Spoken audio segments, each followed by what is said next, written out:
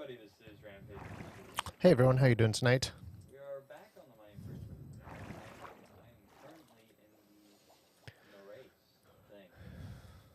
The boat race, Yeah, the boat race that we have. and I am digging in the ocean, expanding the underground world. Expanding the underground world. Yep. I am currently on a call with DK, MyGamer, and Tyson, so I'm gonna go ahead.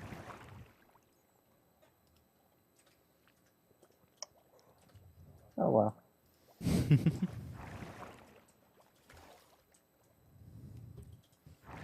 It's literally like a trophy of just a horse's butt, and What? that's it. Yeah. Yeah, that's a trophy we got last time I was in a bowling tournament. Huh. It's for last place. It's a special trophy for last place.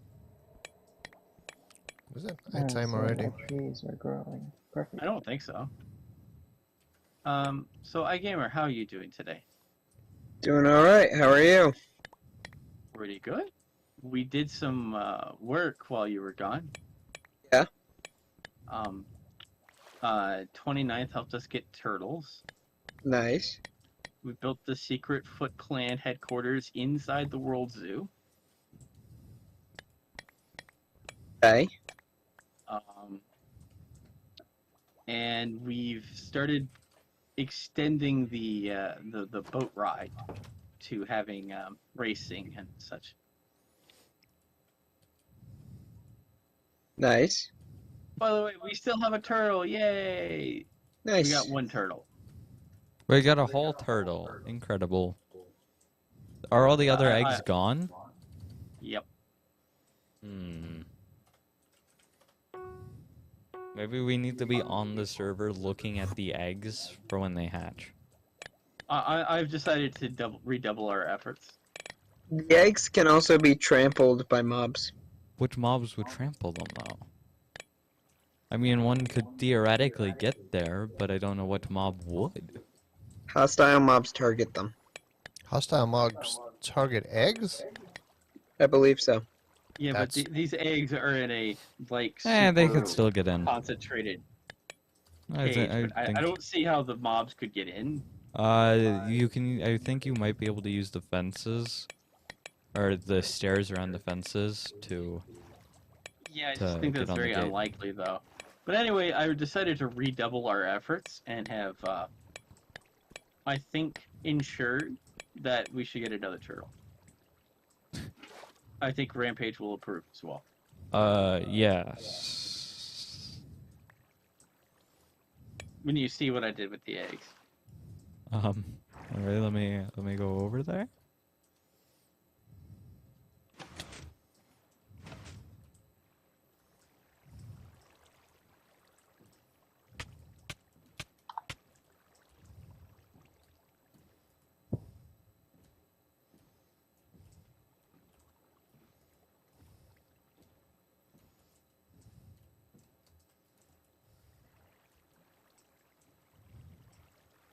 Oh.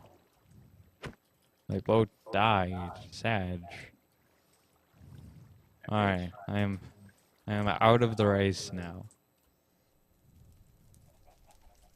Yeah, Ah. I think I need to turn down Um. a bit. Huh. I call this hedging my bets.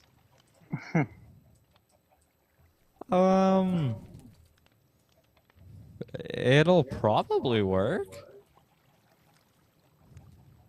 Rampage, can you talk again? Hi?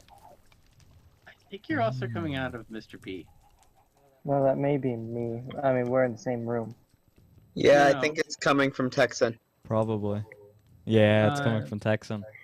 And Mr. B. It's like whenever you talk, Mr. B and Texan light up. I'm trying to figure out who's echoing. It would be Texan that's creating the echo. Monster Texan.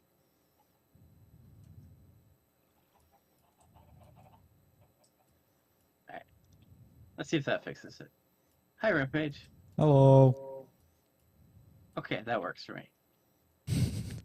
I lowered you and Texans slightly, Hmm.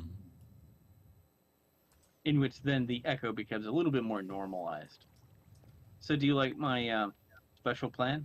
Yeah, I think it should probably work. Thankfully, Doctor gave me like millions of turtle eggs. How many eggs did he give you? I have more. How many more? I've got like 18. Oh. Doc trusted me with them. He entrusted the survival of the turtle race to you. Yeah. He entrusted you to make ninja He turtles. collected all the eggs from around the world and gave them all to you. Your name is now no longer DK, it is Noah. Ironically, I wanted only 2 turtles. So I find that most ironic that you said Noah.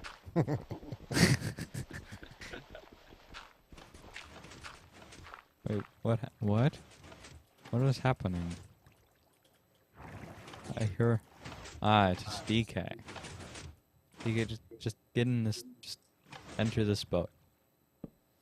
I'm sorry, I'm trying to No, bring no. light back to this world. Why do you need light? Who would ever need light? DK, if you want to get over here, enter the boat, and it'll teleport you in. I was considering just using your door. That door does not have a way to open it.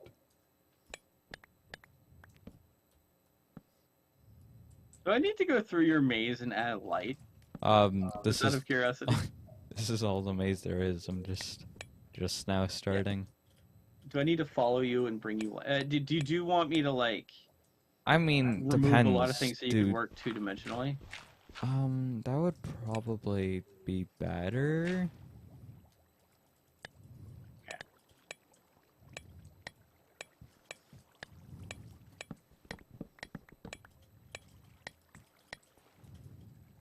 Hmm.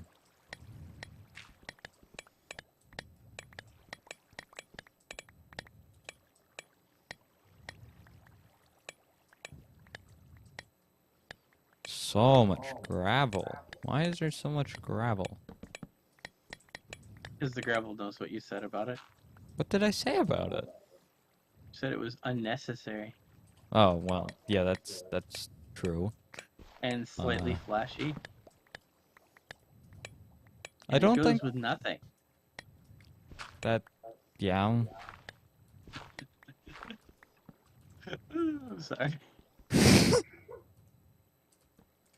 One of those things does not sound like something Rampage would say. It's funny, I'm tunneling under the sea, Yes. and I can hear my sheep, but I can't get to my sheep. Where are my sheep? You have lost your sheep? Well, I'm trying to figure out how far to go to extend. But it's wild, because I'm like under the ocean, and I can hear my sheep. What you need to find. So you need there to is find not a Mary. lost sheep. There is No, a there's lost not Mr. B. There's a lot of sheep that I'm listening to. They've got to be close, because maybe they're this way. It's funny you mentioned Lost Sheep Rampage. Yeah, that's this whole reason I mentioned it. What's funny is if you know the numbers that come after that username are I very don't. special. Are They they? lead you to the prodigal son, which is next to the lost sheep. Huh. I find that just weirdly kind of random. How did you get that name? So I was making I wanted to play Dawn of War, which is a PC game, and it used what's called Windows Live. And Windows Live decided that PC players had to make an Xbox account to play single-player games. Yeah.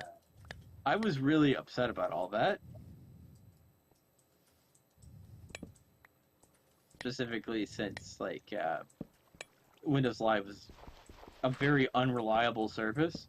It's one of those things where you installed and just hoped that it wasn't that it would work, and there's really nothing you can do if it doesn't work.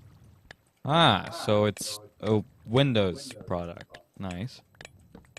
Yeah, but the thing is, it connected. It told you had to make an Xbox account, and you use your Xbox account. Okay. It was them trying to merge Xbox and Windows together. Something tells me it didn't really work. Oh, the thing is, like some games that used it, getting your computer to actually function with Windows for Live was kind of a nice throw. So it's a Microsoft product. Yeah. Well, here's the thing: if your computer doesn't like Windows for Live, you just can't play it, and it requires. And nowadays, it's even slightly more complicated because that service doesn't exist anymore, and so there's like there's software that you can. Like Microsoft made software to fool their software that everything is legitimate. Wait, is that how they did it? Yeah, essentially, but there's one little catch. You can't buy any DLC for any Windows for Live game because it used the Xbox system, which doesn't exist anymore. Huh. So you're probably thinking that would be a problem for anyone who wants to play any DLC for their PC games, right? Yeah. There's an interesting thing, though. The system for DLC was really bad in the sense that there was no security whatsoever, and you could legitimately just drop a file into a folder and the DLC would be there. Wow. Because the DLC would already be in the game. It just required you to drop a little package into a folder called DLC 1 and DLC 2 and so forth.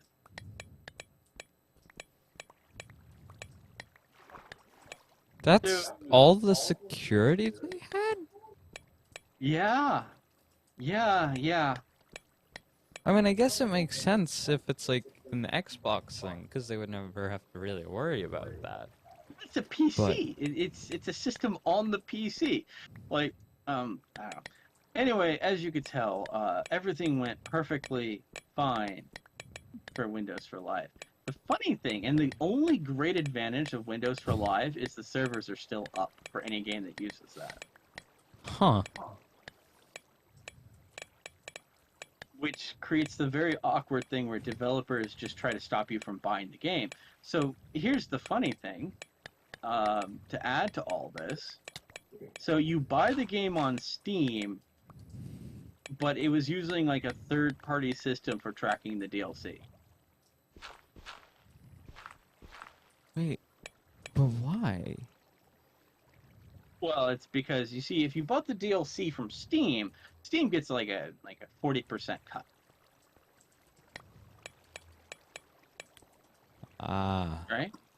Yeah. So Microsoft doesn't get any of that cut. So the idea was Microsoft was trying to convince developers to give them the 40% cut and not Steam.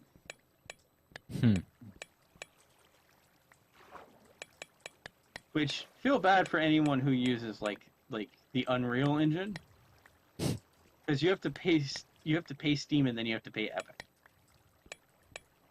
Huh. So anyone who says, "Oh, but it's I refuse to support the game on Epic," and then buys it on Steam, they're supporting Epic. Epic's getting paid. I say when people like say things like that, I go, Epic appreciates your 40% of your item. It's not quite that bad, but so one of the benefits for releasing your game on Epic is that they waive the engine cost because you don't have to pay to have to use the Unreal Engine. Usually the way it works is you pay a portion of all your sales for use of the engine. Oh. Huh. So if you don't have to pay Epic for that and just get to keep all that, some developers think that's really kind of nice. They kind of like that particular arrangement for very obvious reasons. Apparently some weird desire of actually getting paid. Silly them. Those silly people. How dare they? That's alright. Unity found a way to upset everyone. I don't know if you heard about that one. Maybe. One of the top people one of the top Unity executives basically said, any developer that doesn't monetize their game is a fool. Which, of course, immediately activated the internet to, like, level 1000 sadness.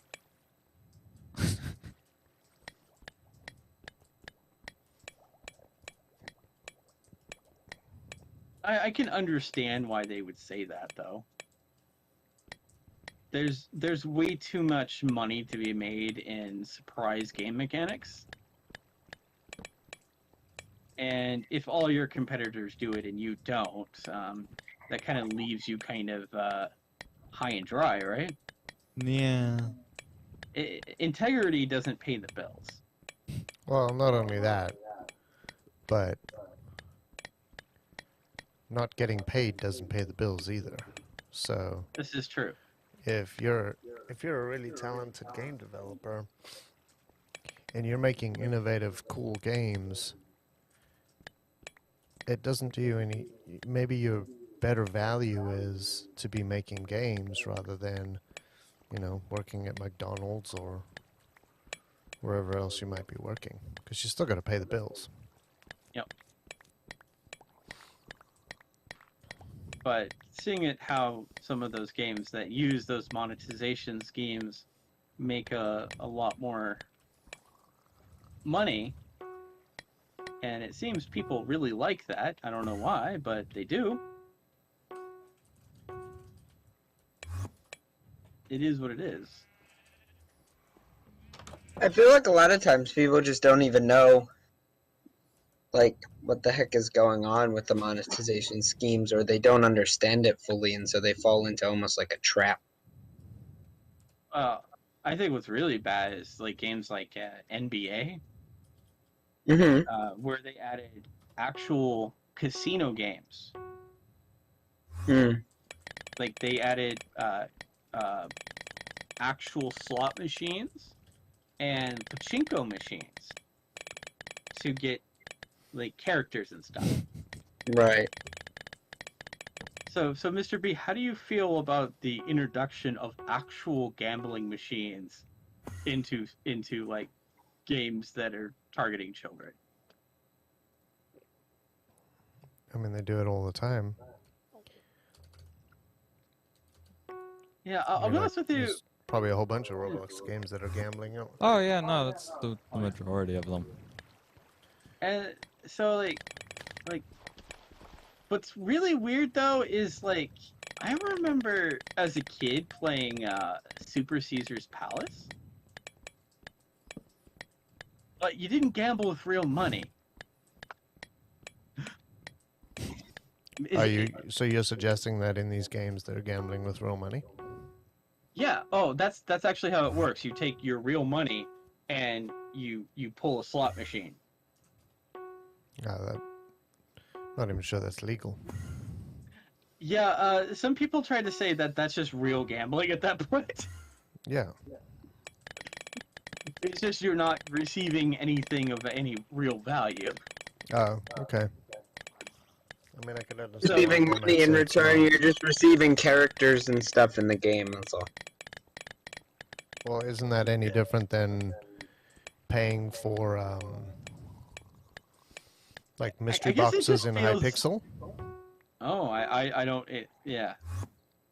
I just. So I in just wonder at Hypixel, what you're paying point- like your VIP membership, and you get X number of boxes a month. That's no different than pulling a slot machine. It's just not a slot machine. It's a box that you whack, and it's randomly giving you stuff. And the Well, more imagine like you actually paying money, it spins, and then you get nothing. That's a possibility. well, I mean, again, that's effectively no different than You're probably your right, yeah. Hypixel. so it's funny is Europe actually like started saying, "Whoa, that's not cool," and they've like kind of taken an interesting stance. It was actually so bad that like Star Wars Battlefront 2 actually removed its loot chest from the game Huh. Interesting. because Congress talked about regulating it. Hmm. Because they actually tied real life progression with loot chests. And for a game that you paid $60 for, that seems a bit. I guess that's a bridge too far, right? Because at least with Hypixel, you didn't pay money to enter it, right? No. You made the choice to pay the money. But if you had to pay them like a $70 entrance fee, and then had to pay extra stuff just to play the games, maybe that's where you draw the line. What do you think? And Rampage died? Rampage. That's not very Wait. healthy. I watched How? him die in front of me. He How? suffocated. You didn't help him? What's wrong with No, you? I was on half a heart for quite a while, but I jumped and I suffocated in a wall. Yeah, I didn't know what to do for him because he was in front of me and he died while floating in midair. Yeah, I'm like, no, how did you do that? I just stood here and jumped, and I died. Oh, you know what? It's X equals 9. I understand now. So DK, in answer to your question, I think it's just a matter of perspective, because I think a lot of people pay for games and then pay for more and then pay for more, even for progression type deals. Yeah. I mean, specifically even gambling sites. Yeah. But even, we're just not, we're used to getting games for either free or microcurrency, or, it's just, it's going to be the way of, Oh, yeah. I mean, all of these are just things that we're being introduced to that are going to become normal as time goes on. I understand that. I'll be honest with you. Some things that upset gamers don't necessarily upset me. Such as? Such as when a developer has an option in which you could pay money to speed up progression. That doesn't offend me to the same like it was back in the day. It was called time savers, and I understood the concept of it, and but I remember it would upset so many people. And the thing is, though, I looked at it more from the stance of some people like have such a small amount of time they have to play, they don't necessarily have time to invest 40 hours into a game, and would kind of Ultimately, the person who's developing the game has got to get paid. Oh yeah. The only thing that bothers me with that isn't so much. I mean, I think some of what can be frustrating with that, though, is that like if either you put a lot of time into a game or it's a game where being very high value can cause a lot of problems for other players. Yeah, I was kind of going for single player games specifically. Yeah, like I don't know, just an example that comes to mind because I've been playing it a lot recently is GTA Online, right? You can get money in that game. When you amass a large amount of money in that game, like, you can buy a whole bunch of stuff to basically just become indestructible and absolutely ruin everybody else's time online. And I feel like it makes it very... of that game is... Oh, I know the entirety of the game is PvP. Exactly. So But if that's what you're a lot signing of up the for, then why are you online- complaining? Well, because a lot of the online play is based off of like, I guess, like creating businesses and gathering money and working. It's At GTA that- Online is very much also PVE and has That's true. the PvP doesn't have any functional purpose other than I'm upset right now and I want to. No, that's true. But I feel like it it's- gives people a cheat to just like, I guess, skip a lot of the progression of what online is meant to have that then some other people either can't afford or, it's don't my have enough money to understanding do that. You know, even in the name Grand Theft Auto, GTA, Of course. it's in Trust me, I play the game looking for, and expecting PvP. I it's find it's that a fun enti- aspect of it. The I'm just the bringing up entirety the of the other game things. is criminal behavior. So Of course. if that's what you're That's- signing up for when you Yeah. start the game, then that's what you have Of to course. expect people to do. So you can't complain. No, It's just of course not. that's the nature of the game. Yeah. But there's definitely other games where paying for progression definitely screws up a lot of other people. I imagine, but You know. the thing with GTA Online, I guess, that to offer a different perspective, Glenham, in all of my time of playing it, I only had one PvP encounter. Everything You else must was not have PvE. played very much then. I did actually play a significant amount, just not in the way expected, I think, is the way of putting it. Oh, okay. The only PvP encounter was someone who paid $50 to another company to get a little console, and they push a button and they just kill every single player on the server. Which is not allowed, but someone paid money to cheat into the game. Yeah, but I mean that's That was paying for the- hacks. That doesn't come from the developers of the Yeah, game no, itself. As I said, that is the only PvP encounter I've ever had. And I actually met people who, in fact, one of my coworkers used to pay to have such buttons. I wonder which one. It is a member of my team. A certain chaotic evil Uh, penguin. Penguin. I thought I knew who y'all were talking about, but Penguin has thrown me off. The one who joined us for bowling, who didn't join us for golf. Yeah, okay. I was thinking about the right person, but where did Penguin come from? I was thinking of a different person. And I've listened to that person's justification for all that, and I had a friend who I Texan, don't actually get slain by zombies. wanted us to play GTA Online with him. And do you know what content he wanted us to do with him exclusively? Mm, He What? makes a product in a factory, and we deliver it to a destination. And oh yeah, then you told me this. that's Yeah, believe it or not, as stupid as it sounds, that's a big part of late game progression for GTA Online. So and he that's was the hiring you to be only- drivers. He would buy a helicopter. We would all get into his helicopter.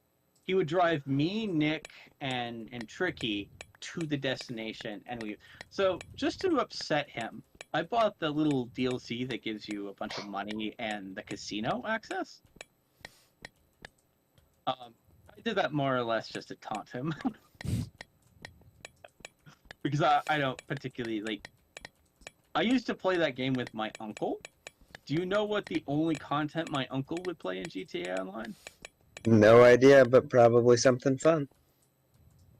It was a map where NPCs continuously spawn, and you have to take out those NPCs. in like a 40 wave thing. That's That was effort. the only thing he did. It was the only way to make money. There's so many other ways to make money now in that game, though. Yeah, but back then that was the only way. Like Yeah. the other ways would pay you like $5 or $20 to win a race against a bunch of people, Right. or do Nowadays, like, the dirt shooting minimum challenge. you're earning off of a race is probably going to be 3,000. But at the same time, you can do a VIP mission and earn like 43,000 if you're a CEO of a company. So it's changed a lot. Of course, I just pushed a button to get like billions of dollars and a casino. Nice. Just so that I could mock my friend who's been playing that game since it first came out on PC. Like, just suddenly have all the progression that he worked so hard for. I was never going to play this game. Nick did the same thing, which I thought was hilarious.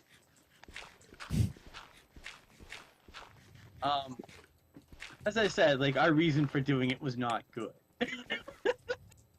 Yeah. But it does have to do with a little bit of we do not respect the game we're playing. Fair.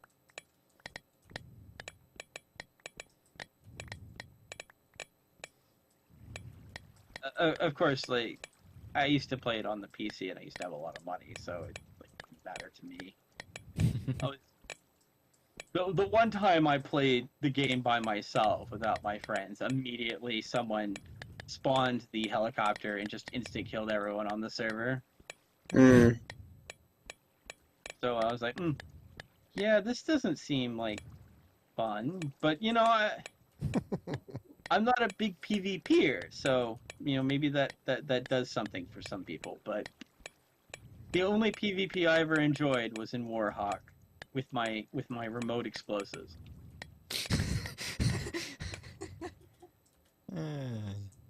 So we played Capture the Flag in Warthog, Mr. B, and I would find really colorful places to place the proximity mines.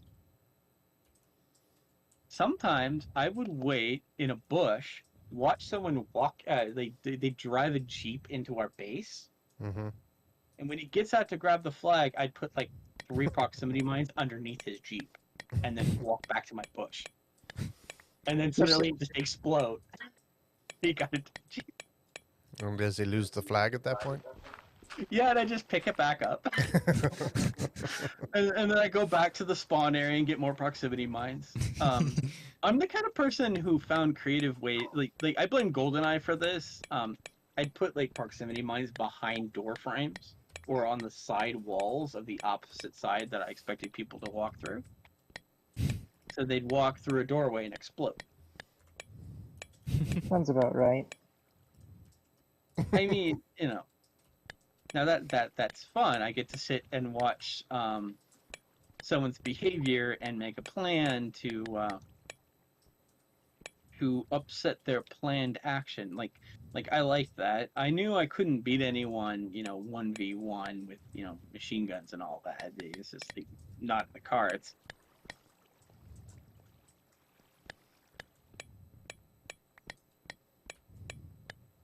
But when it comes to outwitting players, I appreciate that there was a mechanic in the game generally around me outwitting people and not based on kind of skill, if that makes sense. Unless, and I don't...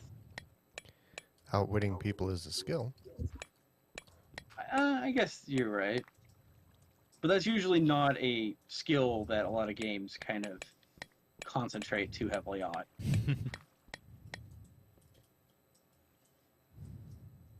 Not like sitting and watching the horrible mistakes of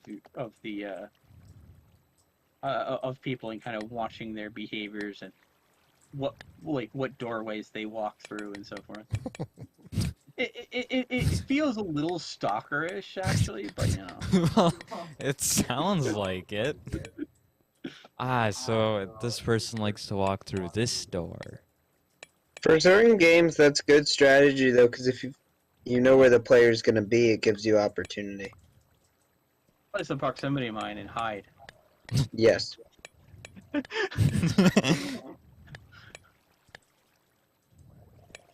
Not that Chris would ever like try to meet them equally in battle, because that always went really badly for me.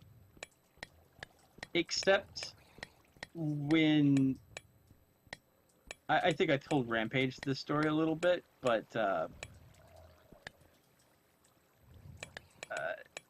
this happened in Warhawk. Warhawk.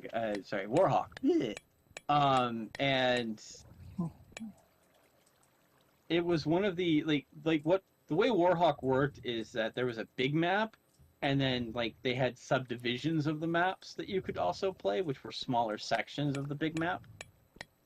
And Okay. one of those small subsections had a bridge and 2 bases with a flag on each side, and the only connecting route is the one bridge.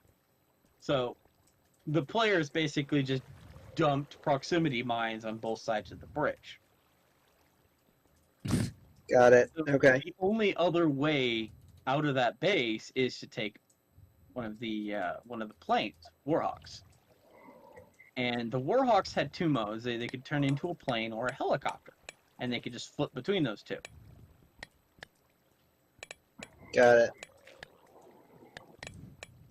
So this one player would grab that and try to attack the base, and I would just sit on the anti-air missile and just lock on and blow them up every time they took off or got near our base.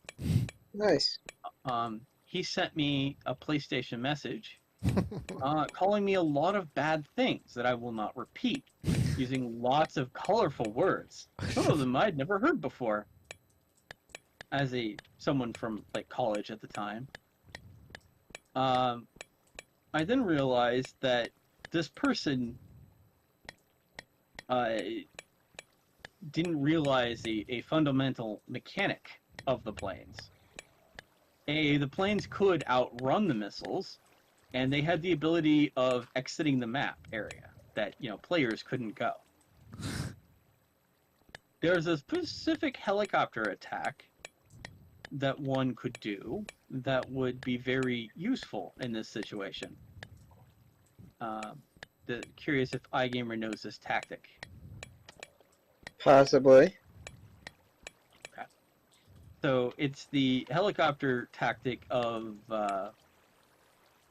getting behind a hill, Yep. and you raise up and you attack the SAM site, and then you lower down because you have a fully functional helicopter mode, right?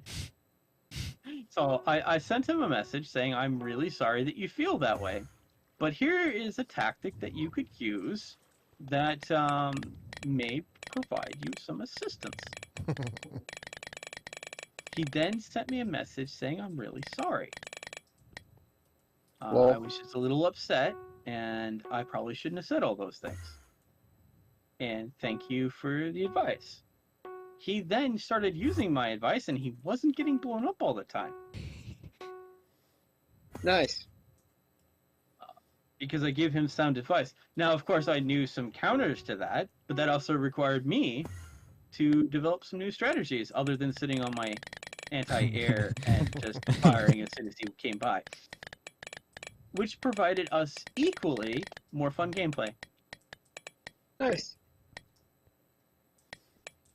See here, I took something really negative and we turned it positive. And you made a friend. Never talked with him again. Don't know what you're talking about. I don't make friends. No, it's concerning when people allow something like that in a game to get them so upset. But my friend, of course, who was also there, wanted to say some very colorful things back, but I knew that was not the correct route to take. Since it was obvious that he didn't understand, like to me, I had watched a lot of military video, because both my parents were in the military. My father was Air Force and my mom was Army. Okay. So like I watched a lot of military films, and I remember the helicopter ones where the gunships would hide behind a hill and raise up and attack and then go back down. So like Okay. I just understood that as a thing. And I realized not everyone has the same childhood I had and watched the same movies I did. But like even when I was a kid in elementary, I was going to the elementary library and checking out like military books.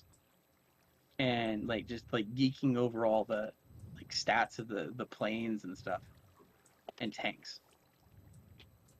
I mean, I don't blame you. But you know, I don't think anyone else in my class did this, but I don't know. There's always one.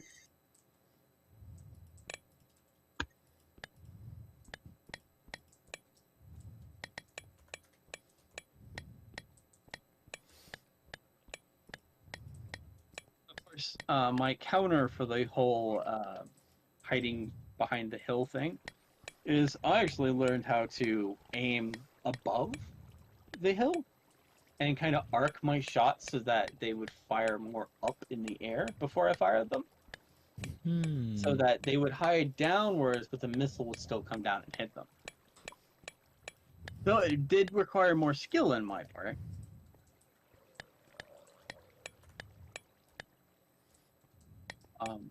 Though, you know, I'll be honest with you, it's not a particularly compelling gameplay to sit on an anti-aircraft SAM site for the entire, 30 minutes or so.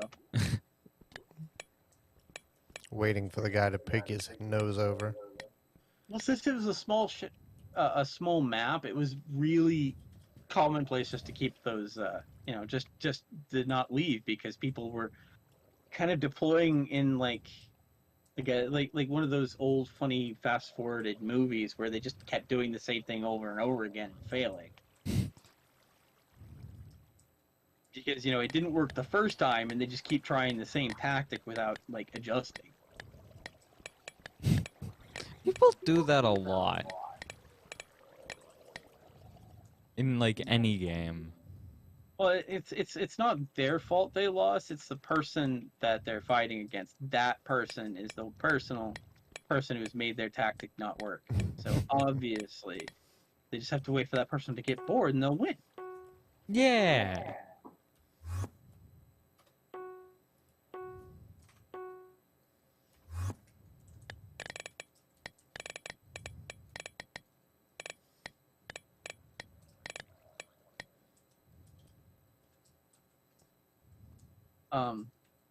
I caution going any further in this direction. Noted. I've kind of gone around the oceans the best I can. Let me check something. Okay.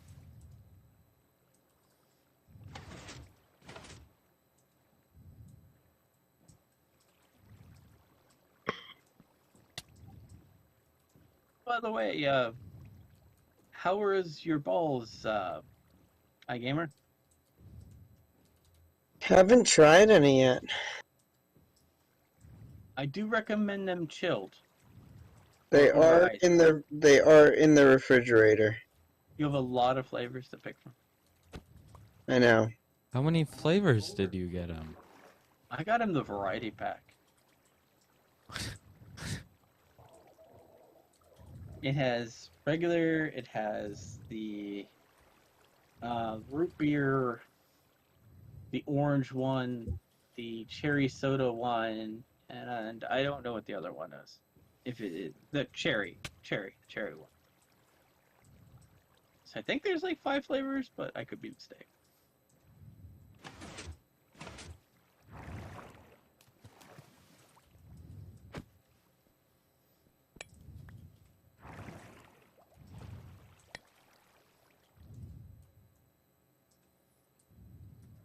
This is going to be a very large maze. We have over, I think we have around 60 blocks in this direction to go, and also down. Yep. And you could also build it so that you can, like, just to mess with DCL, have it so that particular paths reconfigure themselves using Oh, well- redstone. Oh, wait.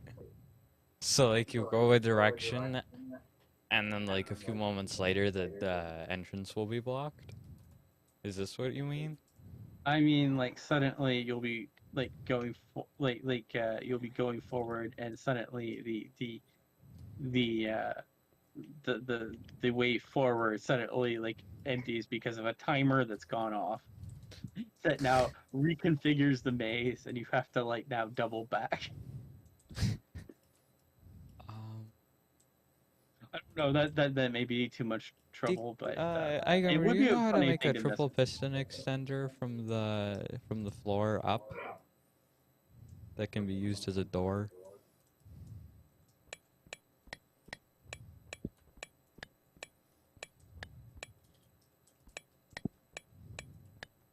You know what Minecraft really needs though? What does Minecraft really need? A Wi-Fi transmitter for redstone signals.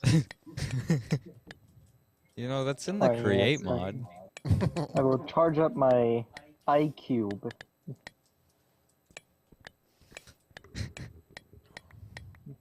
You know what Minecraft really needs?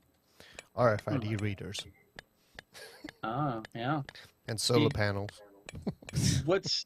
Well, solar panels it already has. It does? Daylight detector. Oh, fair. Yeah, but those are just detectors.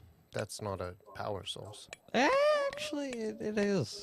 Oh yeah. It generates. It can. sends out a It redstone signal. somehow manages to draw power from the sun and moon at like the same efficiency as a lever or redstone torch.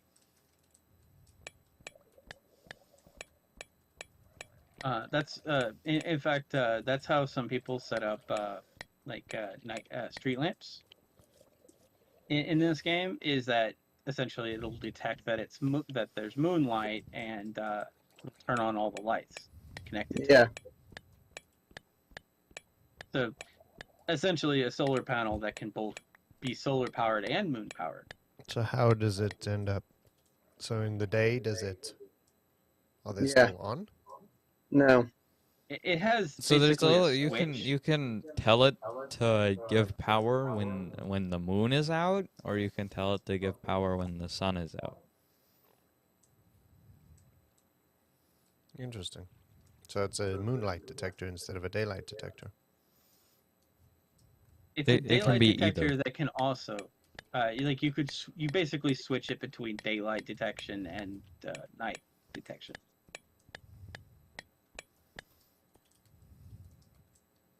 It's funny though that he mentioned an RFI tag, because that was something that you could do in Little Big Planet. Is you'd put a RFI tag on an item, and you could actually make a sensor that detects that specific RFI tag. And that's actually how one of my semi-broken levels worked. Was you had to bring this thing over. Do you remember the flare gun that would drop the elevator? Not really. The flare would have an RFI tag, and the sensor would pick up the flare and drop the elevator. Huh. It was actually one of the interesting features of Little Big Planet. Was it had a lot of like fun little things like that.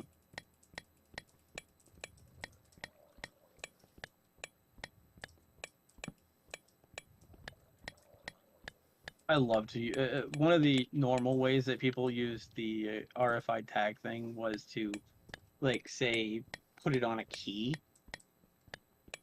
And so, like, you'd bring it over to some dissolved material, it would detect the key, and it would destroy itself.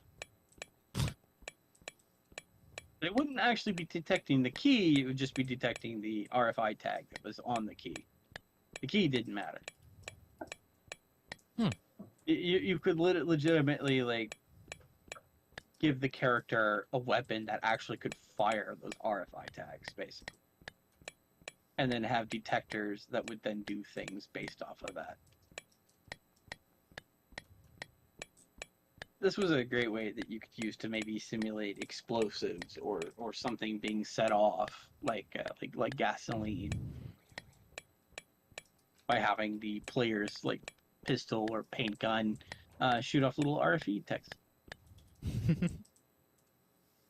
And it wouldn't actually need to hit anything, just needed to be near it.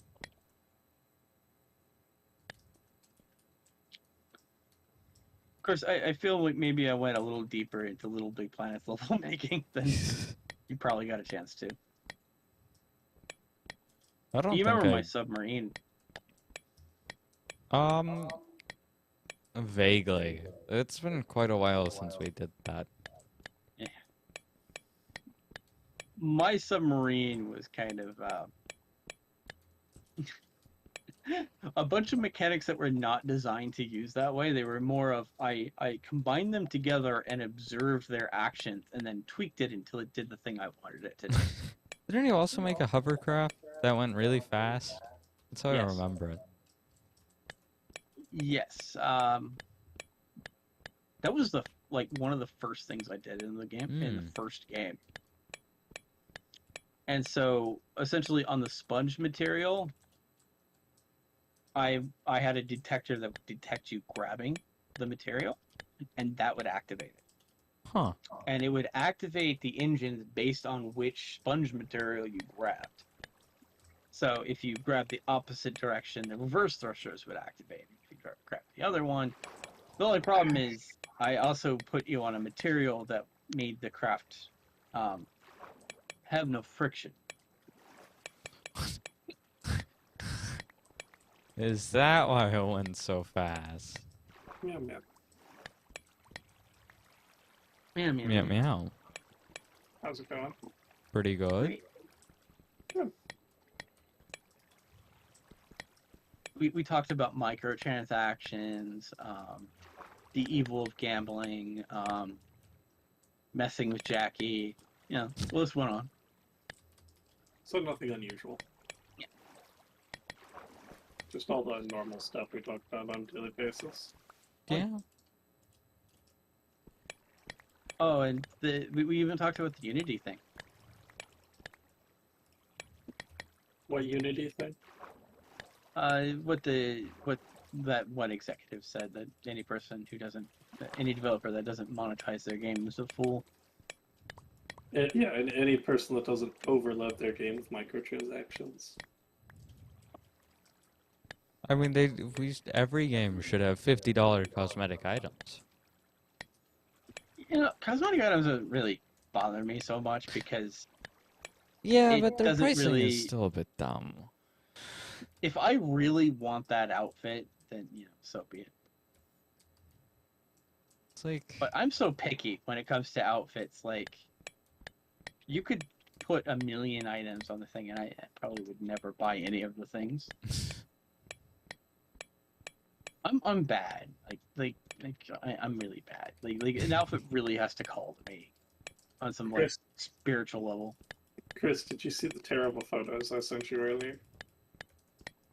DK, I'm that way too with outfits in games. I get it.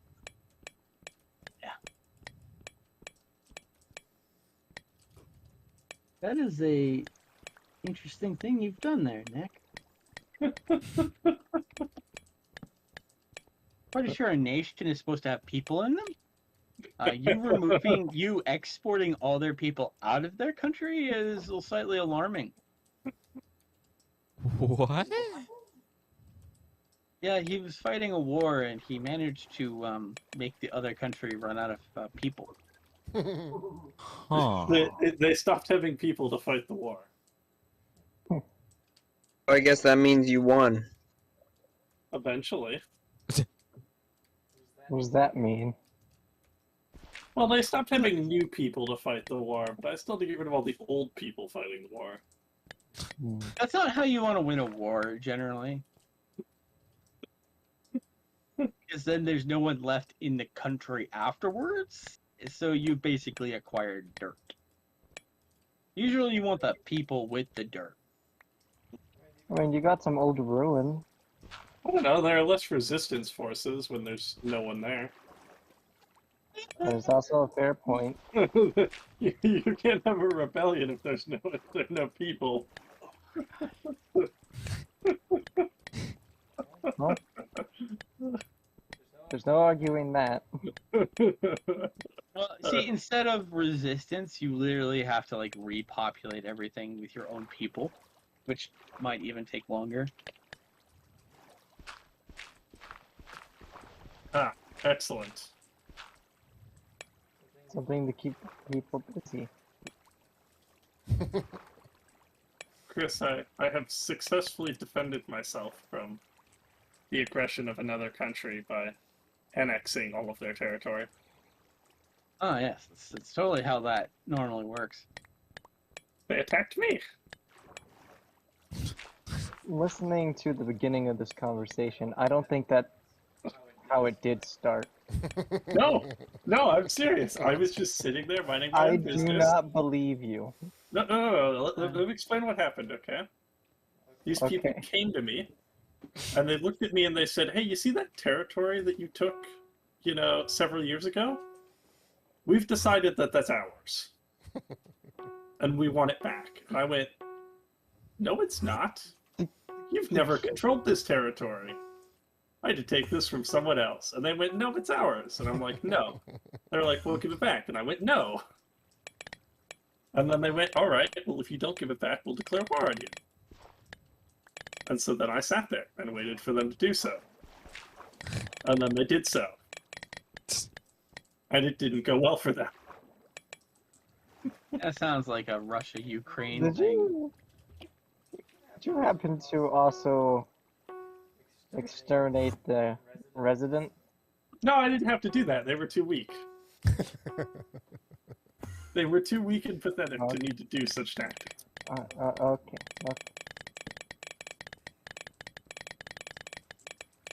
And that wasn't really my goal with the other people. It just sort of happened. I was just sort of holding the border, and then I looked back and realized that they no longer had men to field their armies. When someone goes to war and they're not actually ready for it, they were kind of hoping that it would be a quick special military operation that would last 48 hours. And then the song Glorious Leader would play. That would never happen in real life.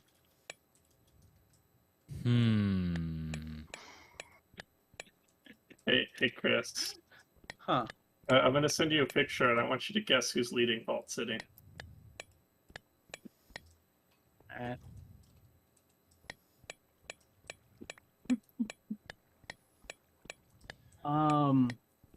Would it be First Citizen Lynette?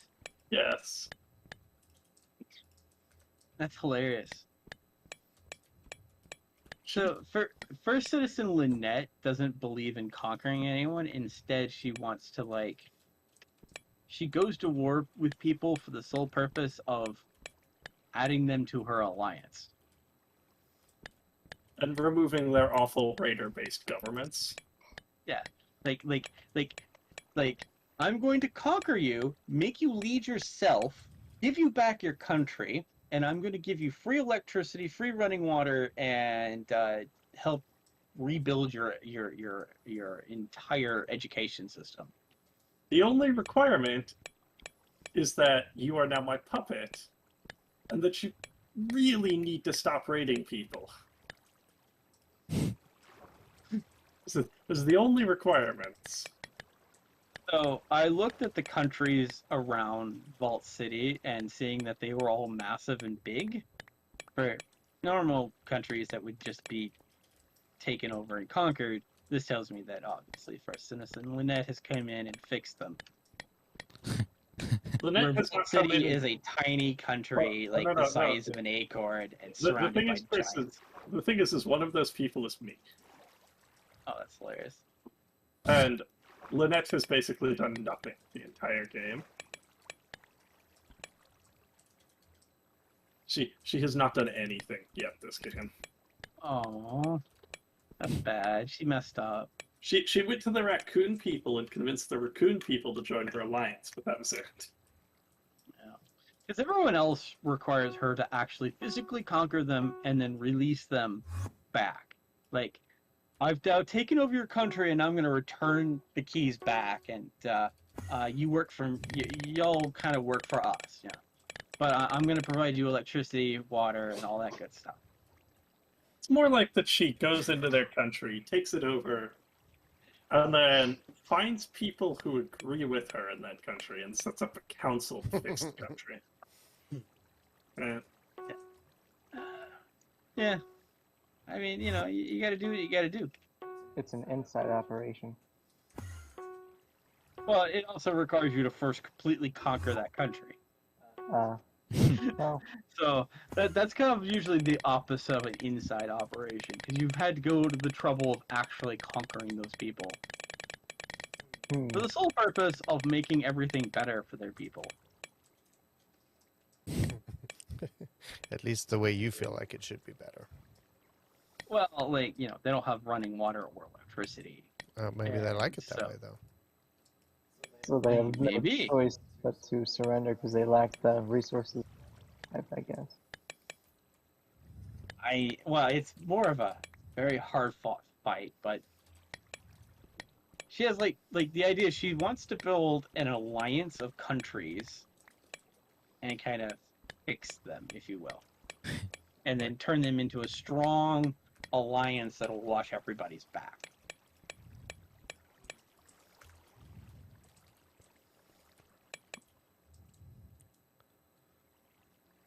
Yeah. Wants to make a NATO, and then she has a choice of like joining one of the major powers or just staying with NATO. I feel like Or that's Well, alliance in NATO. one of those the best intention situations. Hmm. Doesn't always work out. More like she's creating a European Union and then deciding whether she wants to join NATO or not. Like, the thing is, like, she could take her European Union and then like just like add it to NATO, which is an odd thing. By the way, Rampage, why are you singing Darkness? Huh? You're sitting in darkness again. Oh. I don't see darkness. You know, when you're building this, you should probably like, you know,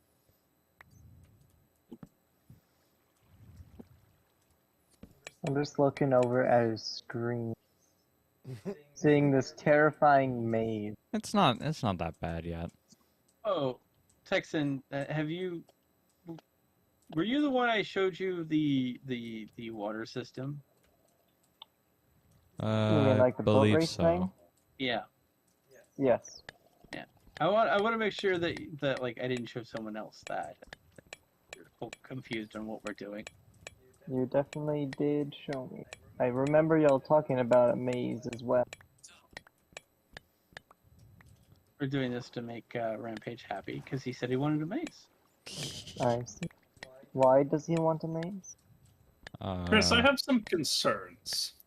What's wrong, Nick?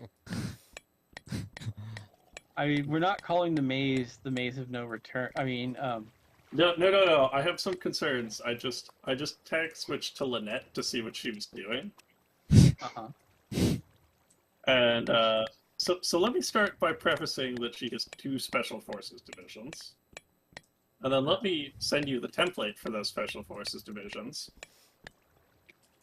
And then let me follow that up by saying that she's now training a Power Armor division. And let me show you what that looks like. What the heck? What?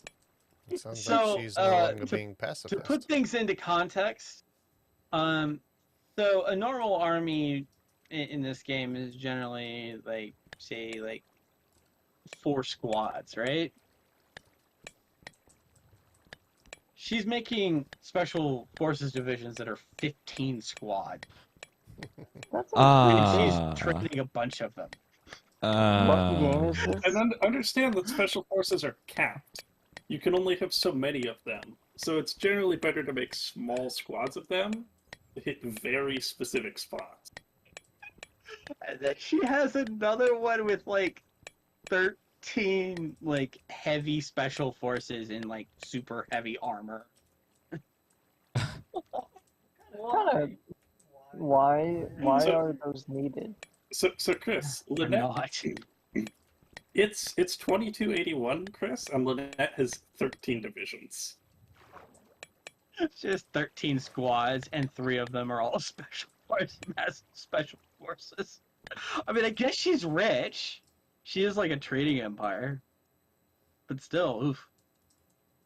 Like, I don't know why she has Well, like yeah, but special an forces. entire army of special forces. It just doesn't- What is she gonna do with that? I Why? don't know.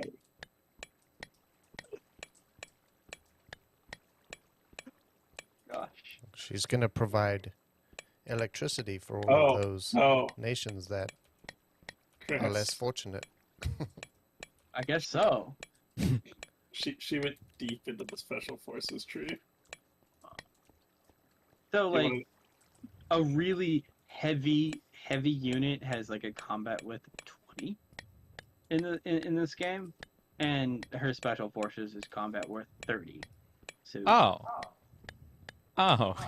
like a full, like, your goal is like to make divisions that are combat with 10 or 20, and Oh. she's just going super like massive, like an entire thing is just full of special forces. Like, she's It's just the making power an armor. army. Power armor is 32 way. That doesn't even make sense. Now, what game was this? Hearts of Iron. Yeah, this is a mod for Hearts of Iron that turns the game into Fallout. This is actually why we bought Rampage a copy of Hearts of Iron. Is one day we were going to trick him into playing this grand strategy game. So, I'm Chris- going to have to look into it. I do Sounds like see Texans another interested. problem. What's that? I see another problem for Lynette, and I want you to tell me if you can spot it. Okay. Oh, more horrible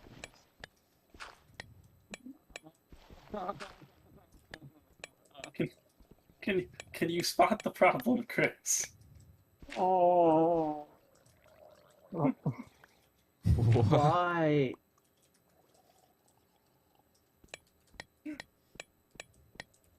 So, she's trying to train power armor, but doesn't have anything making power armor. Wait. That doesn't. The Wait. the only thing she's producing is basic special forces armor, and when I mean basic, I mean start of the game basic.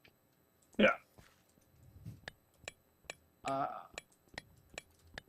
And like making some laser guns and some like wheelbarrows. That's all she's building.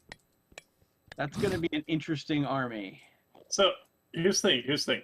She did have enough power armor in storage to train this division. Yeah, but then that's it. So she like the reason it's that size is based on how much armor she had left over from like the beginning of the game. Like, some people who used to use power armor like come to her and say, you know what, someone blew up our base and we need a place to stay. And like First Citizen Lynette gets her little like mom gloves on and gives them all hugs and takes care of their boo-boos and brings them in. And that's the only reason she has power armor. And she's decided to like just fully utilize it. So if they lose one piece, she can't replace those units because she's not building them.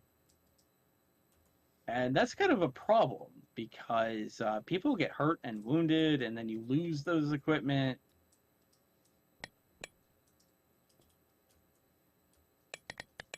So to put that in for some of the kids, imagine making a precious diamond pickaxe and then choosing to not get a not building a forge to repair that diamond, and just slowly letting it break, and when you see it's about to break, you go and break it, and now you have no more diamond pickaxes. It might be more accurate to go something along the lines of imagine if you made diamond pickaxes for 5 people in your village and you gave each one of them one, and then you sent all of them into the deepest mines but told them they weren't allowed to have armor or food. Yeah, that's So there's a very high chance that they were going to lose those, and you took no precautions to stop it. Yeah, because this particular mod takes place in a post-apocalyptic world of Fallout. The premise of Fallout is China and America go to a nuclear war with each other. But the technology is a little bit different because they're both more advanced than we are modern day, and But also also less advanced. less advanced. Like they didn't make the circuit. Like vacuum tubes are still being used. Huh. So imagine if our smarts with nuclear were higher, and our ability of making circuitry was less advanced. And we really, really liked the 1950s. We culturally never left. You remember how the cars used to look, like the classic cars? Maybe.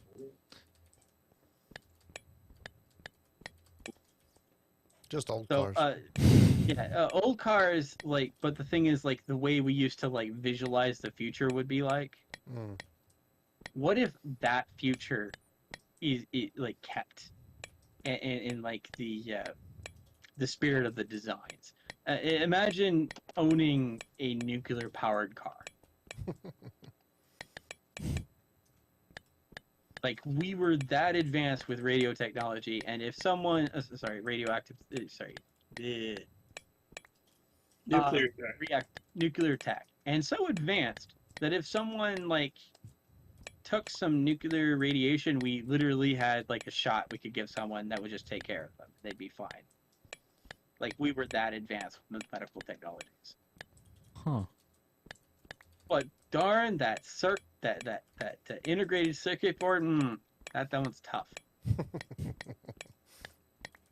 computer chip, not so much.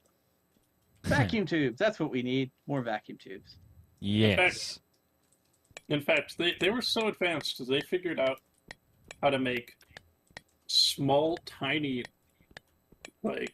small, tiny nuclear reactors that you literally use to fire your gun. You plasma guns. Yeah, that's well beyond our current technology. We don't have handheld laser weapons yet. The closest we got in real life is the Dazzler, which shoots a laser that blinds you. Have any of y'all seen what a Dazzler looks like? Not what it looks like. Not sure if I want to. Yeah. Just look over here. Stare into the Dazzler.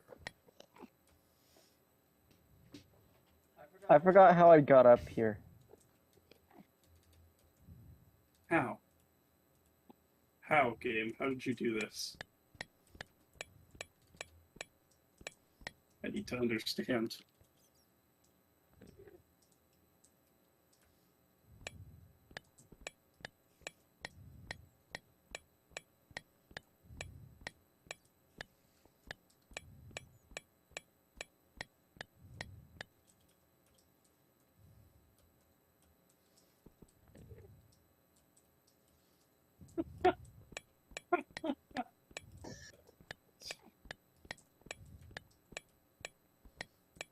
Oh, that's so funny.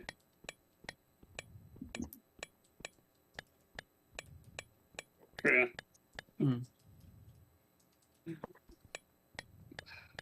I unified Texas under Texas. Okay. And because Lone Star didn't exist, they had to go down the "we have been betrayed" path. And so they recreated Lone Star in the middle of their territory.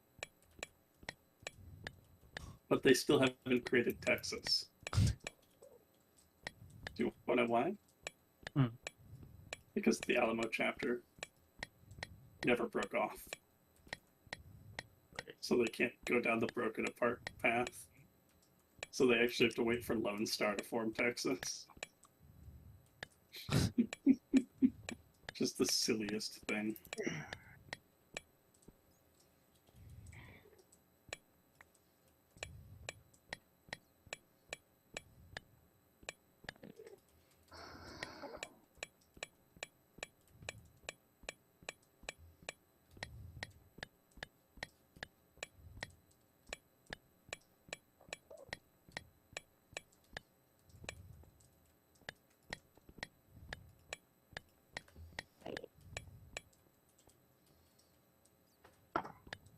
Hmm.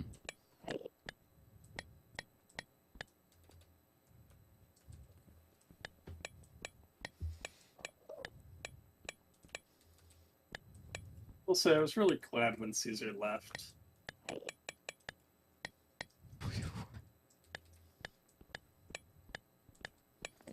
Chris knows what I'm talking about.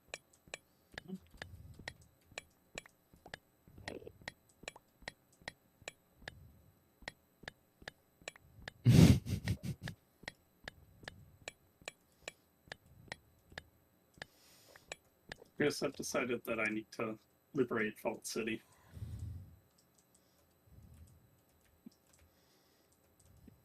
Seems to be having leadership problems.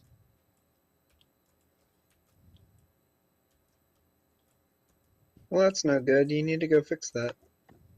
Yeah. That's what I'm doing. My diplomats are currently explaining to them why they are no longer going to be allowed to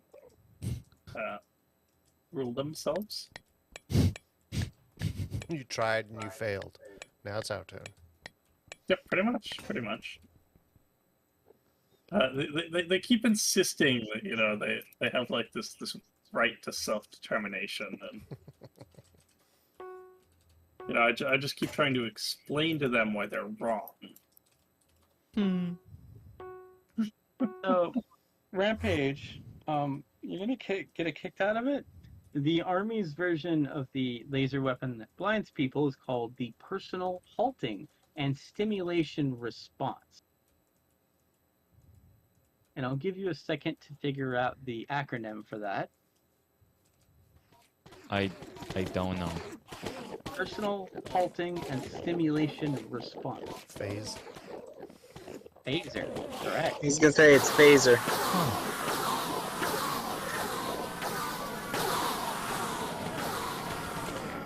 Nobody did. Chris, nobody at the Army did that on purpose. Just to make it a pun out of it.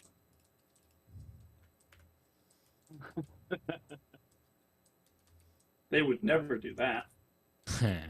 No, they would never. If I show you a picture of it, you're probably not gonna think it's real.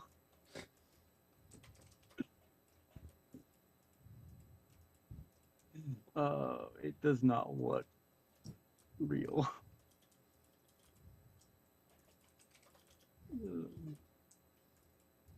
Mm.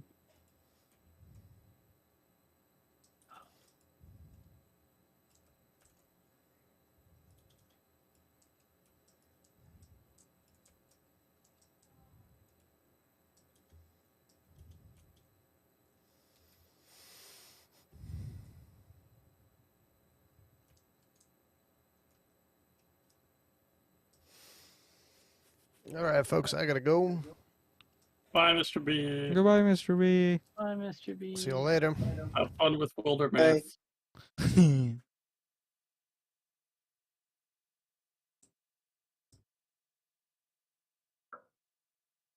I'm on a rooftop. So, Rampage, I'm gonna fire me phaser. Wait, really? Really? Yes, really. And here's the Wikipedia article about the weapon. Huh. Rampage just wasn't prepared for this.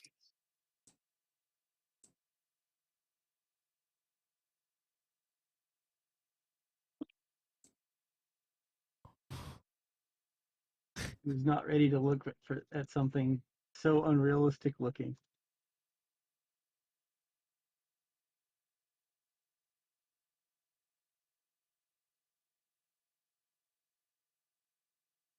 I mean, it does really look like it just came out of a movie. This, though, is probably slightly more scary.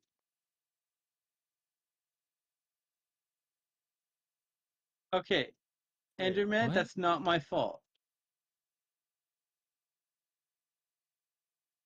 All right, I'm gonna go make dinner. Sounds good. Bye. And he's gone. Make sure. So, what I sent Rampage a picture of is the microwave gun. The microwave gun? Was it made out of microwaves? No,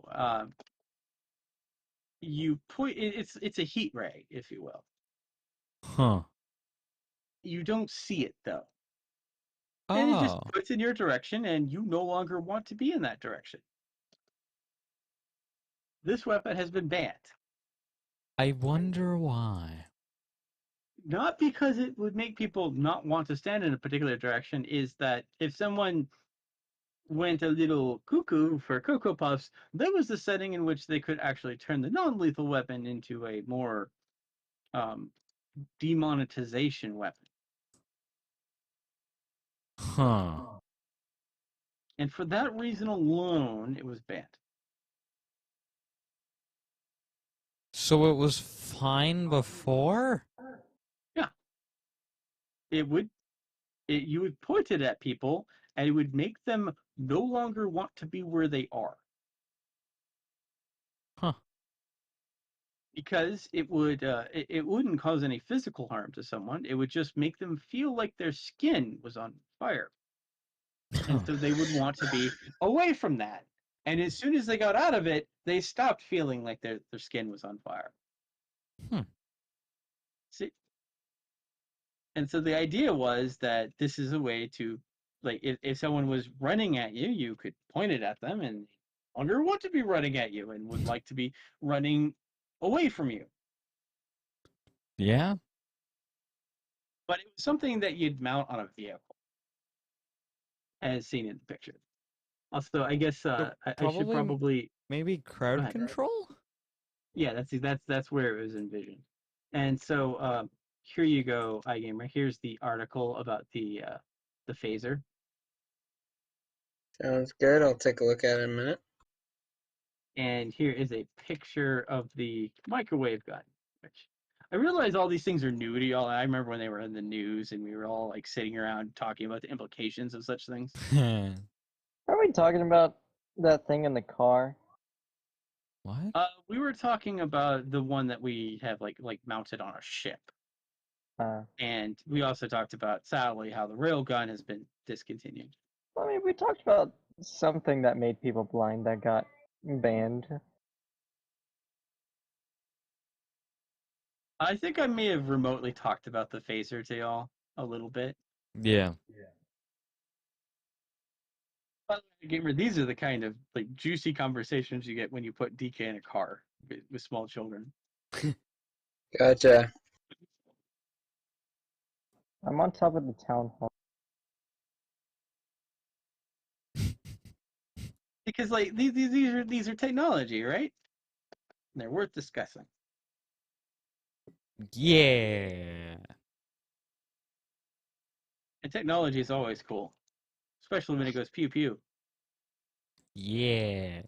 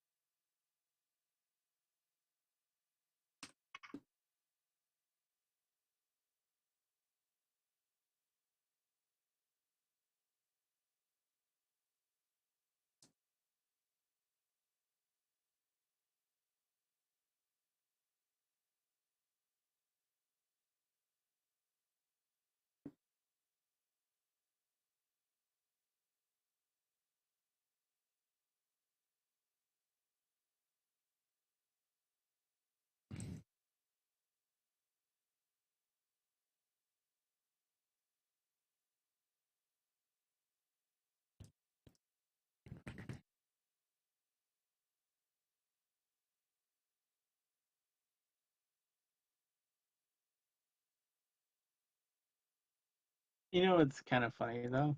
Um, you know, a lot of people think to themselves that a laser weapon is just a weapon they could see and then they could do something about it. Yeah, But no, like, laser weapons can not be visible if it's like an IR laser, and it can still it's like make a you go blind. yeah. It can I make you think go blind people very quickly as well. yeah, making a weapon, making a laser visible requires a particular arrangement of things.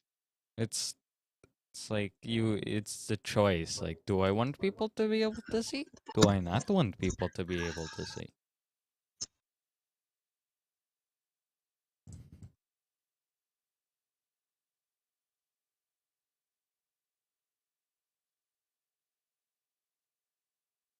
And Rampage, when you have a laser that needs to be really big,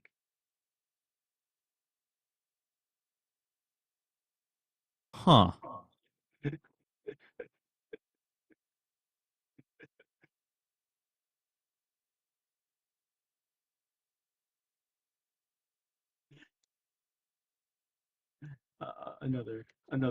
another angle for you.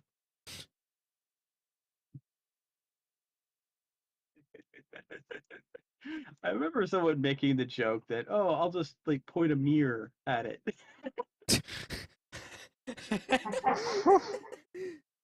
That could be effective though. reflecting the light, maybe, not the heat. Mirrors don't reflect heat back. If you believe, um, if you believe in the heart of the cards, What is this? Yu-Gi-Oh? it's, Have you ever watched Yu-Gi-Oh! Rampage? no, No? no. Rampage probably is, however, surprised that iGamer understood his reference. I mean, I knew what it was from.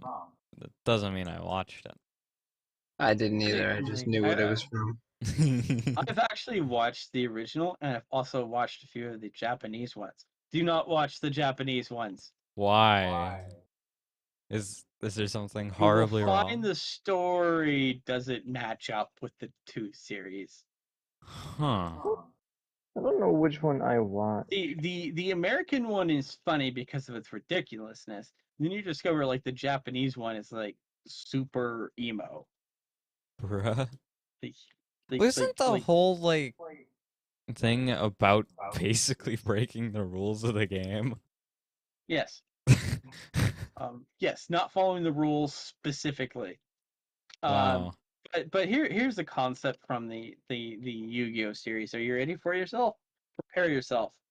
Okay. So the evil bad guy sends a VHS tape. Okay. Yu-Gi-Oh and his family watch the VHS tape. The VHS tape reaches out and steals his grandfather's soul Wait. and brings it into the VCR tape. That is quite impressive. That would be very hard to do.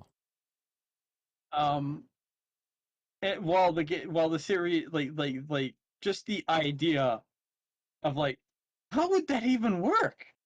It's a read-only material. How are you writing the soul to the VHS tape? No. Didn't even think about that. Also, a VHS tape. You pretty sure that like no one can reach out with a VHS. Like, I'm gonna kidnap your grandfather by sending you a VHS tape. That's beyond ridiculous. What does he gain from kidnapping the grand? He wants you to go to fight him in a duel. Just challenge him to a duel then. That's He wants simple. Well, he doesn't think Yu-Gi-Oh would do it. Like, because the thing is, to explain, Yu-Gi-Oh had this particular relic that had the spirit of an Egyptian pharaoh in it. I mean, the And thing that he wears on the his neck. pharaoh was actually good at Yu-Gi-Oh, the game. The kid was not. So the idea is that the kid had to trust the pharaoh to play the children's card game, because only the pharaoh actually knew the rules of the game. Huh. This show just sounds stupid the more you keep talking. I want you to think about this for a second. Why would an Egyptian pharaoh know anything about a children's card game? It's a good question. I'm pretty sure the lore states that it's I imagine the lore states a lot of things. But generally, the TV show tried to find ways to take a mundane thing like a children's card game and up the stakes. Because you see now, to rescue my grandfather and save his soul from the shadow dimension, I have to I have to win a children's card game. Yeah. Oh no, there's a bomb on the boat. The only way to stop it was with a children's card game. Yeah. you fight me and win. Well, I believe the pharaoh, if he won the game, I think he'd banish someone to the shadow dimension. Oh, Because obviously the rules of the card game allows you to banish people to the shadow dimension, obviously.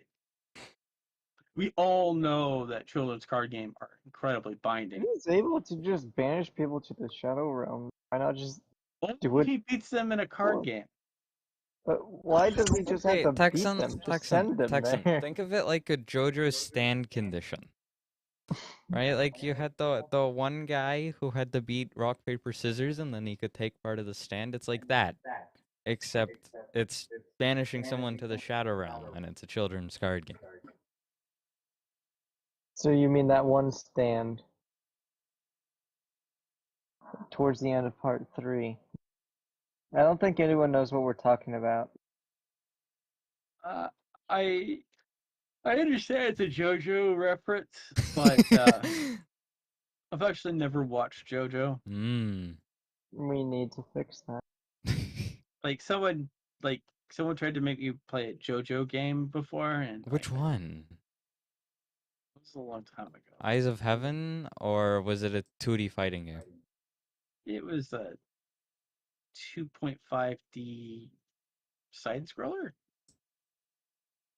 It was like And it wasn't a fighting game? I could have been. I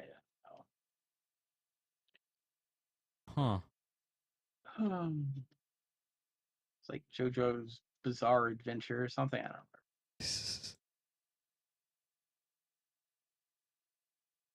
Cause like there are like one or two that are only like findable in Japan, and then there's All-Star Battles, and then there's Eyes of Heaven. Eyes of Heaven is more story based, and it's a 3D fighting game. And I All-Star don't remember the is- game making any particular sense to me. So I mean, JoJo not barely really makes supposed to. sense. I don't believe it had a story. If it did, Yeah, so it was probably All-Star Battle. I don't know. That's my assumption. I was a lot younger back then.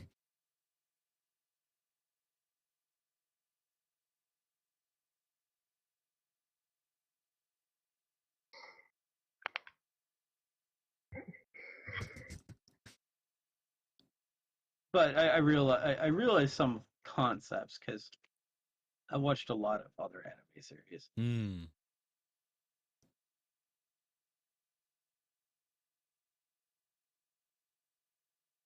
You know, the one with P-chan and character that gets lost for like 4 months trying to get to his backyard, ends up in another country. Very relatable. That one, like, I think that one's way too relatable to me. Sad. Okay, I'm gonna tell y'all a story. Are y'all ready for story time? Yeah. All right. So we had just moved into the house we live in right now at the time, and I decided I would go walking. I decided to take randomized turns whenever I got to a way of turning. That's not. And I started my adventure during the day. And slowly the sun had come down. And now, before I started the adventure, I lived next to a high school.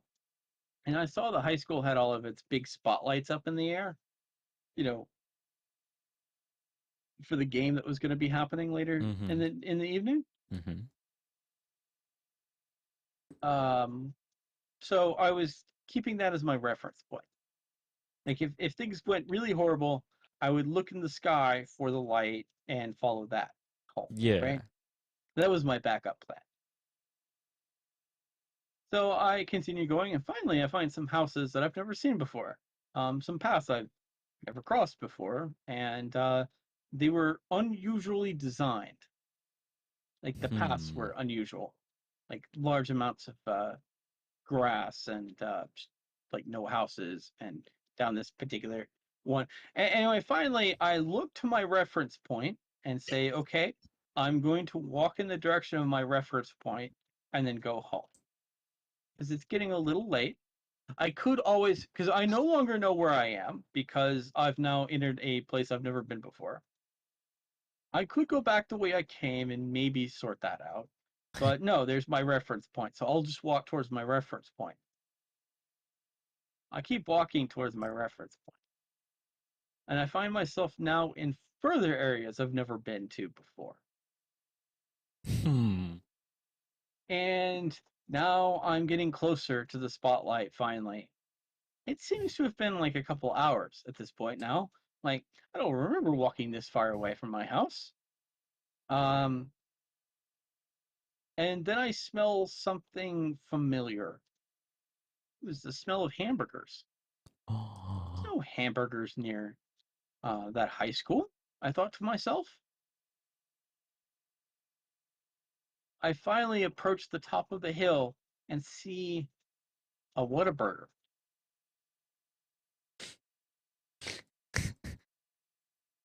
There's no Whataburgers near those spotlights. And then I look in semi-horror. So I see the spotlights were for a brand new store that opened up. I now knew where I was, and I was very unhappy. I was now about I was incredibly far away from home. But now I've met a major road. A road I've never bothered to walk home from. I was at the old Albertsons.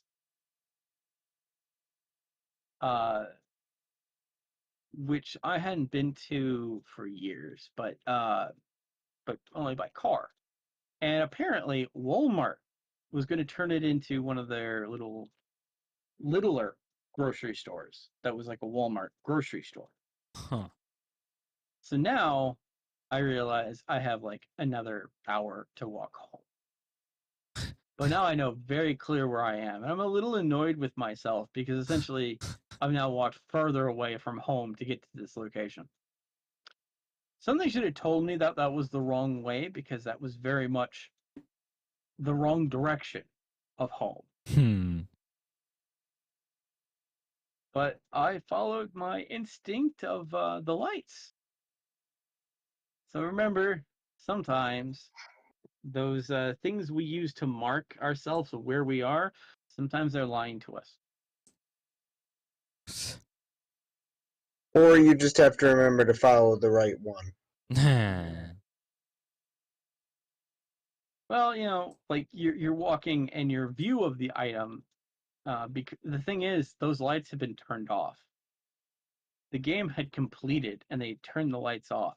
So when I looked at the sky, when I had access to the sky again, the lights that I expected were from the stadium were actually from that grocery store. And I just tagged it up as me being slightly that maybe I just misremembered where they were.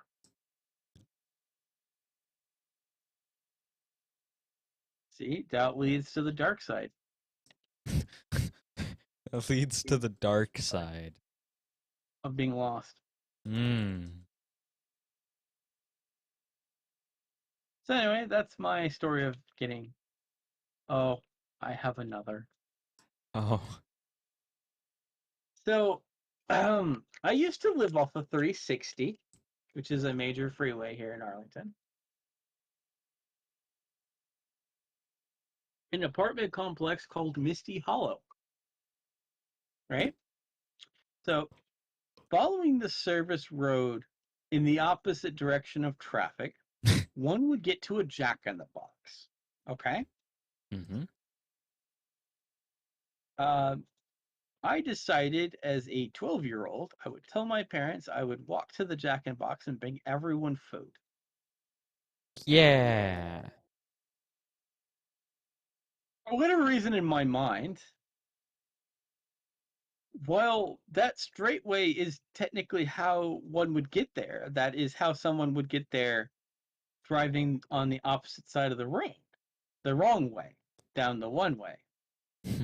And for some reason, I decided to follow the way you would go there if you were going to drive.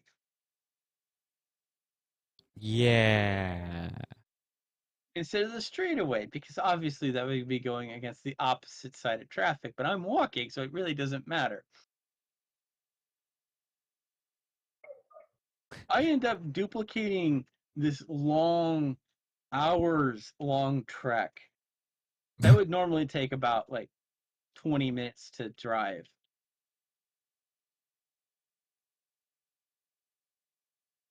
My parents came looking for me out of concern. I mean, that's very fair. What I had to do was walk like 30 minutes down a road and 30 like maybe not even 30 maybe like 40 minutes to and from, right? This was not a very long trek necessarily, but I took on this going down a giant hill. I basically I walked to my elementary school and was following the course that we would take to get to that Jack in the Box, following the correct laws of a car. Because obviously DK is a car. Vroom, vroom.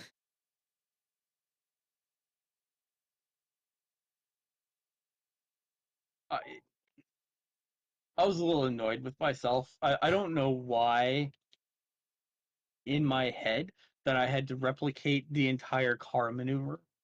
Hi, Rampage. But yeah. I eventually did get to that. I finally did get to that Jack in the Box, but my parents had certainly beaten me at that point. I actually met another adult during my travels, and the thing is, I began to like self-question myself. So I asked an adult to reconfirm the location, and the adult did not know where that Jack in the Box was. That was pretty close to us. Huh. And so I understand, Rampage, this was an era in which smartphones did not exist. Oh. And in the earlier thing, when like you actually got a phone, like a cell phone, you had to pay like a monthly fee to use GPS. Really? Yeah, Huh. you had to pay for that right. Now you're probably Oh, wondering yeah. why you had to pay for that right.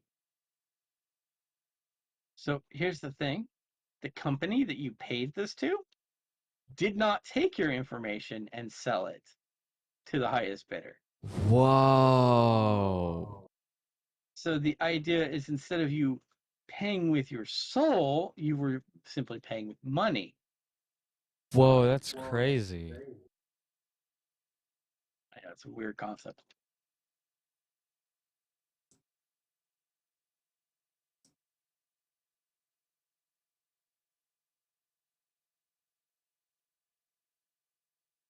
To be honest, my first cell phone was actually a Motorola. It was black and white.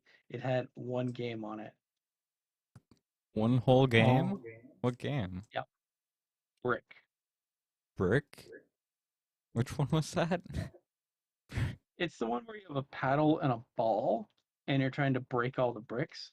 Oh. It has various names over the years, but that's the only game. And do you know how much you know how you added games back then? No. You went to the AT&T store and you paid for another game. There were no free games. I mean, most free games are pretty bad, so Yeah, but you didn't But- even have that. having to like walk to a store to get a game is crazy. Oh no. There was like an app on Oh, okay. one of the later phones that was the AT&T store, so you'd pay like, $10 to get a game. A cell phone game.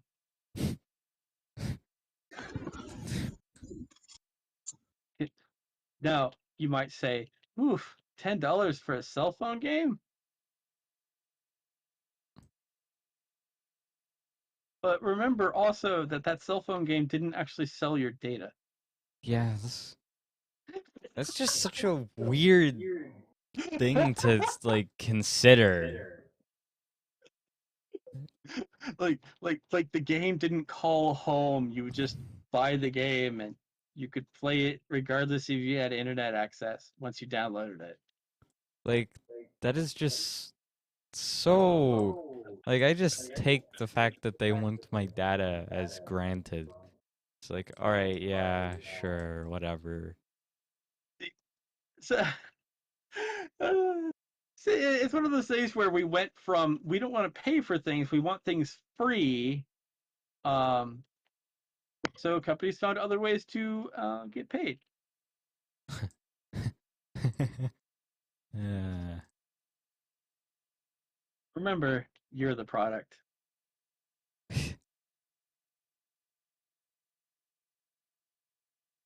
You're what everyone wants to buy. Woo! Or a news story that actually showed that like generally a person's personal information is worth like 17 cents. That's funny. You're kidding. Then, well, it does go to highest bidder, I guess, usually. Well, no, like there's people who would collect personal information and they'd sell it like 17 cents a person. Mm. But see, now we have like apps that can go not just our personal information, but they can also state like, oh, Rampage likes the color red. When shown a red button, he's 30% more likely to press the red button, even if the outcome is unlikely. And then like advertisers like, hold the phone, hold the phone, and like they'll be writing that down. Yeah. I mean, it's kind of funny. Apple really likes to track everything.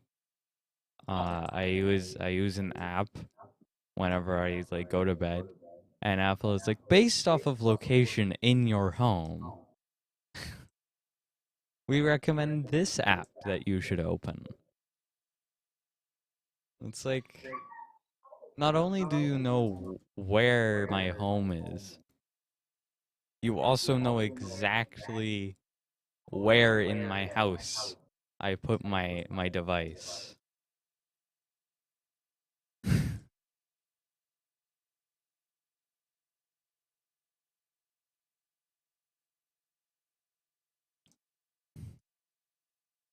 Are you gonna have another path down here? I'm going to make a second floor because first of all it's funny, and second it does actually need to get lower to Y27. I'm assuming this maze is not going to feature the boat, huh? No, it's all going to be accessible on a boat. That's why it's too wide. You're going to get in the boat. You're gonna go through the whole thing in the boat.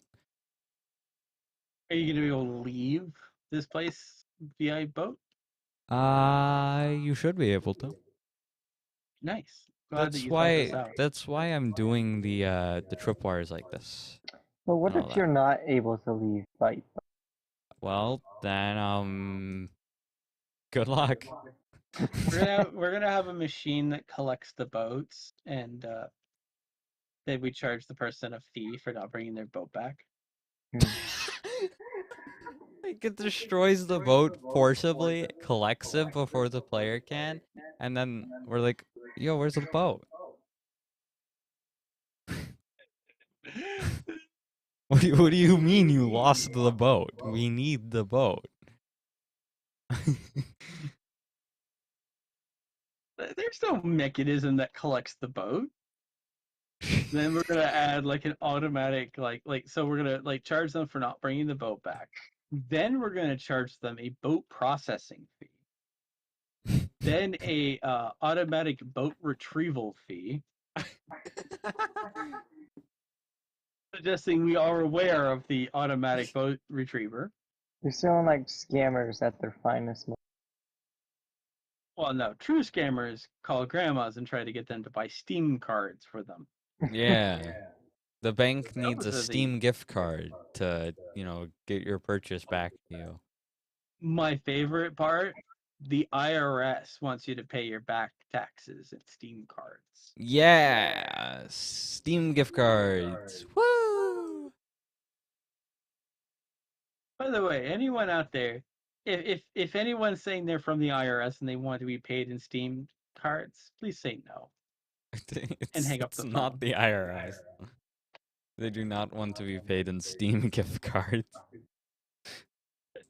Steam is not a valid exchange currency. Actually, I had. It's funny is I actually called for work. I was trying to call a client back, and an old grandma picked up the phone,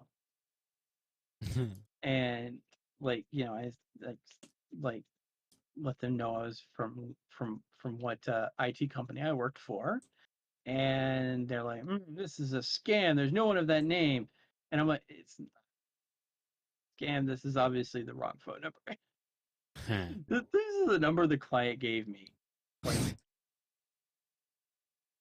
you have no idea how many times clients have given me wrong phone numbers. It's something that happens often? Yeah, I've had like one number that was given to me. I called and the person immediately hung up the phone. Huh. And then I discovered I reversed it. Like I looked at like a thing that they had sent us, and it was sent from a different phone number than what they left. Apparently, they were told the wrong phone number, and they'd been telling people the wrong phone number for the entire time Huh. because they were unaware of what their actual phone number was. That's funny. Also, DK, do you know why I put this little hole here? Or No. this pathway? Is it part of an evil plan? So I realized that you could very easily get to the end by just going to the right, like just hugging the right wall. So now, if you hug the right wall, you go to the other side of the maze, and you have to, and you won't know it. So you have to make your way all the way to the other side.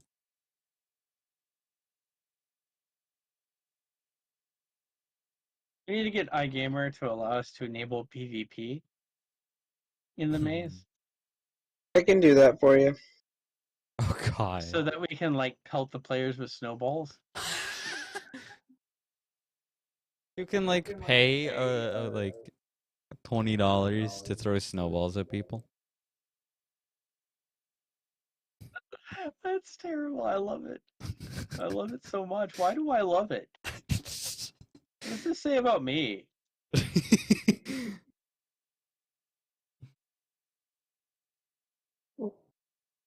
I am gonna get up.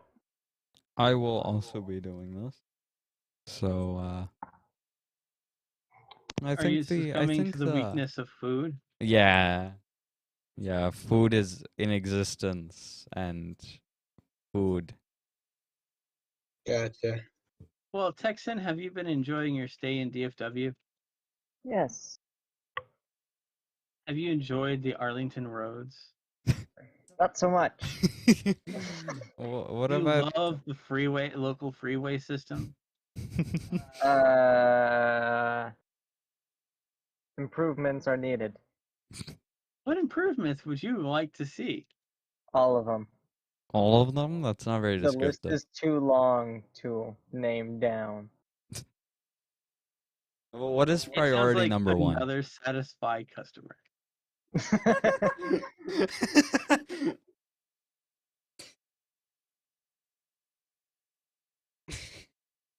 So yeah, what would be your first priority to see fixed?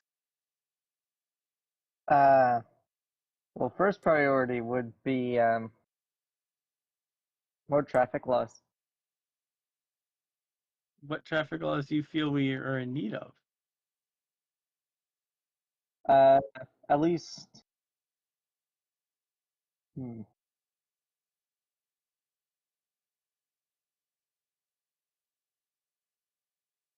Well, I'm just gonna sue the city instead.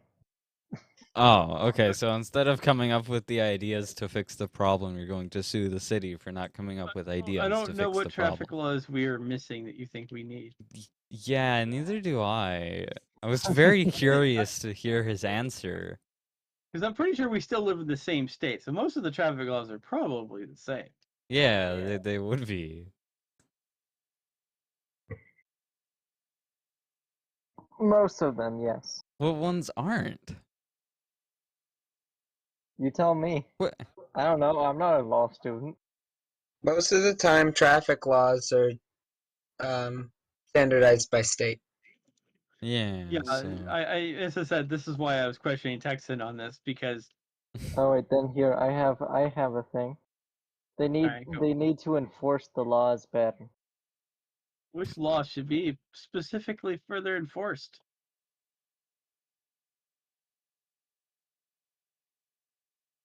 The traffic laws. Which one? Specific traffic law do you feel is not being enforced properly? Which one Well, has just lack of en- people? enforce all of them even more. Okay, they don't exactly have the ability. It would be setting a priority of this law comes before this one. So which is at the What top? particular law is the most concerning? Which okay, if you can't think of a specific one, how about a group of traffic laws? Is it speeding? Is it reckless driving? Is it Speeding, reckless driving, those are definitely two major ones. Okay. Flying without a proper. So is your People problem that people driving with a license that is like a starter license or whatever. So they I have feel like to you're have just making assumptions on people's skill level. so Texan, if your problem Like, is how would you speeding, know? is when you first start driving and you have the basic license, you have to have an adult in the vehicle with you and no other passenger, usually. a long time ago, yeah. Pretty Pretty sure it's those still laws that were way. eased up a lot. I think don't they know. got We more still have those in strict. New Jersey, at least. I don't think there's I mean- a limit on the amount of passengers you can have, but there is a But really, parent does that required. affect anything, though? It doesn't. It's like That so needs to Texan, be- if you said speeding is one of the options. Is people going 5 miles above the speed limit needing like is that bad? Is that the that does that need So, to be would we enforced? just- Like, publicly overall- execute people? Yes. So if someone goes like 5 miles over the speed limit for like 2 seconds, you want them publicly executed. Yes.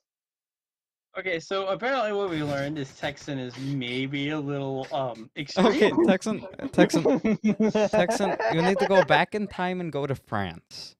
All right, that's where you belong.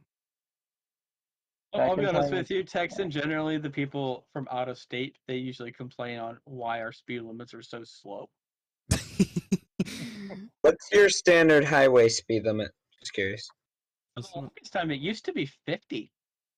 But it's What is 70 it now, now? right? I think it's like it matters what part of the freeway system you're on. I think some of them now go to 70. I'm Which is pretty just sure very most of them are controversial. Usually 70. on the roads that I travel on, it's usually 65. I was gonna It's say most of the roads around here are 65. I've never seen 70 in New Jersey. I've seen 70. I've never seen a 75. And I think Me that's neither, but I know they exist. because Yeah, I remember like when the freeways would have like 55 on them. But you know what? That didn't really matter because you know what the true speed limit of the freeway system was? Whatever the traffic was. It was obviously 5 miles an hour. yes. As someone who who was driven to Love Field, usually what would happen is we'd enter a part of the freeway system in which the speed limit became 5 miles or less per hour Wow. Truly for incredible. like 30 minutes. It was cripply horrible. I felt sorry for these people. I'm glad I don't have to ever go to Dallas again. It was horrible. I hope to never have to go to Dallas again.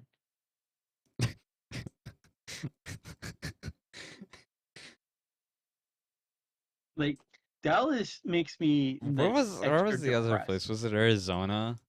That only had like the Arizona. The only reason to go there yeah. is to go to Biodome 2. So you Then you don't. should proceed. So you to never leave want the to state of- have to go to Dallas again, and you never want to have to go to Arizona except for like eco bubble thing. the Biodome. Yeah. The Biodome was great because you went there and they had like all these different like ecological recreations, right? Like the tropical rainforest.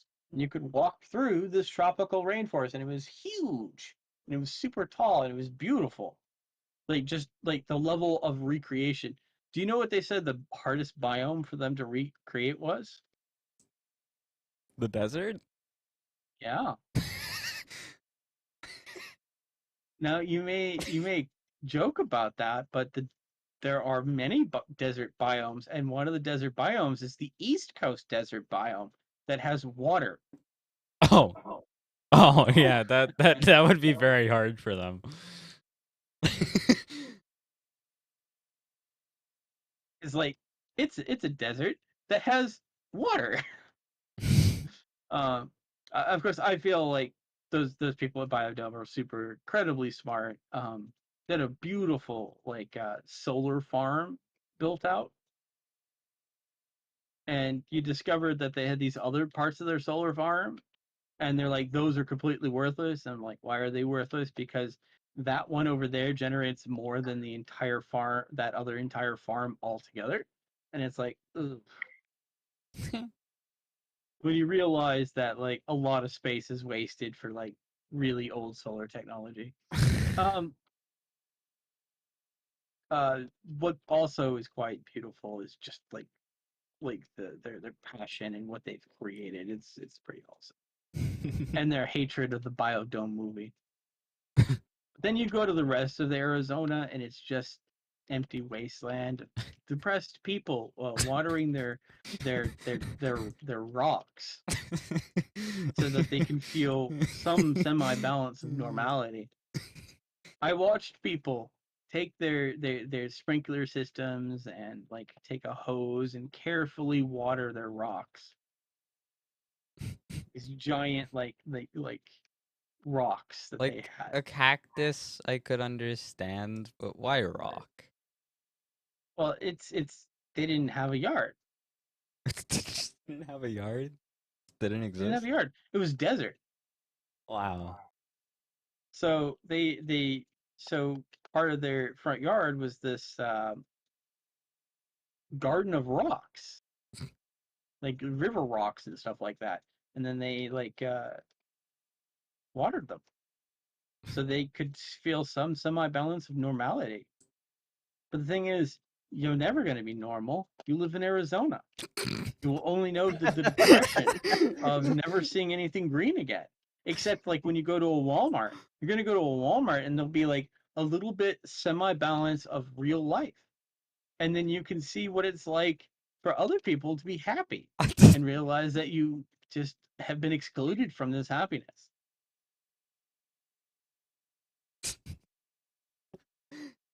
You were very passionate about Arizona. Yeah, I went to Gold Mountain, Arizona.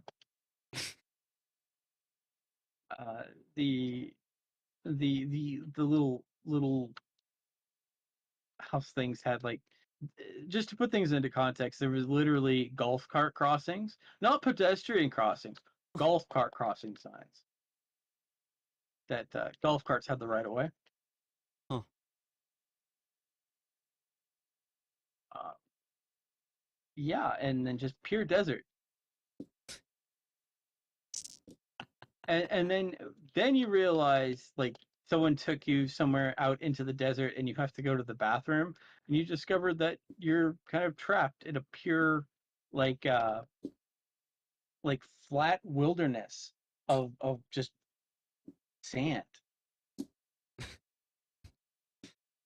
Wow. And you try to find somewhere private and people start approaching you thinking you're the trail of civilization.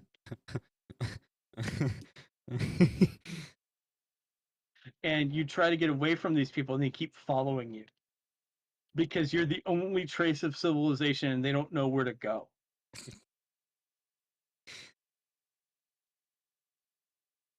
My one of my distant family members wanted us to see these ancient cave drawings, which was a like several mile walk in the desert to get to. Wow.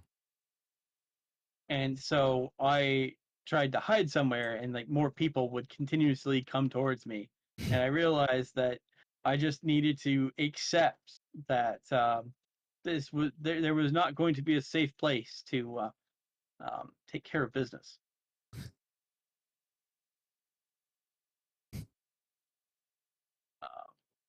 Made it to the ancient cave drawings and I pointed at them, carefully made my way back, and then disappeared out into the desert in hopes of finding a Wow. car.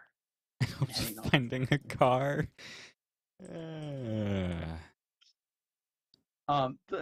We did make a mistake. We let the person who lived in Arizona drive our vehicle. Don't do that. If you enjoy having a motor vehicle or you rented it and you didn't put enough insurance on it, don't let someone from Arizona drive your vehicle. Okay then. Because they're so used to not seeing other people, they have no grasp of speed limits. Oh. Oh. And I want you to understand, at that point, I was a child, and I was used to like Texas speed limits of like 45 being pretty fast, and freeways being 55. And the person who we lent the car to decided that 90 was the speed limit. It was not. Funny.